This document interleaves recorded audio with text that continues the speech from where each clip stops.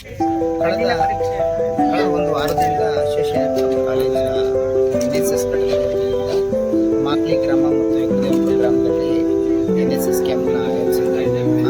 ಭಾಗವಾಗಿ ವಾರ ಪೂರ್ತಿ ಸ್ವಚ್ಛತೆಗೆ ಆದ್ಯತೆ ಕೊಟ್ಟು ಮತ್ತು ಆಸ್ಪತ್ರೆ ಸ್ವಚ್ಛತೆ, ಗ್ರಾಮ ಸ್ವಚ್ಛತೆ, ಅದ್ರ ಬಗ್ಗೆ ಎಲ್ಲ ಸ್ವಚ್ಛತೆ ಮಕ್ಕಳೆಲ್ಲ ಇವತ್ತು ಕಾಲೇಜಿನ ವಿದ್ಯಾರ್ಥಿಗಳು ಕ್ಯಾಂಪ್ನ ಅಟೆಂಡ್ ಮಾಡಿದ್ದಾರೆ. ಅದರ ಅಂಗವಾಗಿ ಕೊನೆ ದಿನ ಅವರು ಶೇಷಾದ್ರಿ ಕಾಲೇಜಿನಲ್ಲಿ ಮತ್ತು ಸ್ಪರ್ಶ ಆಸ್ಪತ್ರೆ ಇವರಿಬ್ಬರು ಕೊಲಾಬ್ರೇಷನಲ್ಲಿ ಪ್ರೋಗ್ರಾಮ್ದಲ್ಲಿ ಒಂದು ಆರೋಗ್ಯ ತಪಾಸಣಾ ಶಿಬಿರ ನಡೆಸ್ತಾ ಇದ್ದಾರೆ.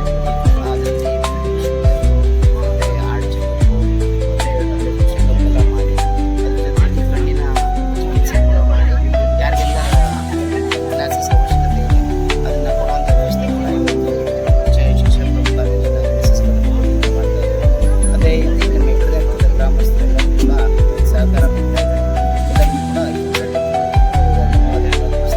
ವಿಶೇಷವಾಗಿ ಶೇಷಾದ್ರಿ NSS ಘಟಕದ ನಮ್ಮ ಸೋಮಶೇಖರ್ ಅವರು ಮತ್ತು ಮಂಜುನಾಥ್ ಅವರು ಮತ್ತು ನಮ್ಮ ಪ್ರತಾಪ್ ಅವರು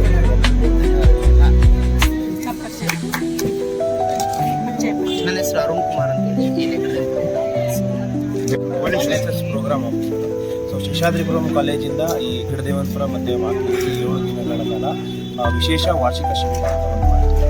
ಸೊ ಇದು ಪ್ರತಿ ವರ್ಷ ನಾವು ಒಂದೊಂದು ಹಳ್ಳಿನ ಸೆಲೆಕ್ಟ್ ಮಾಡಿಕೊಂಡು ಅಲ್ಲಿ ಮಾಡ್ತೀವಿ.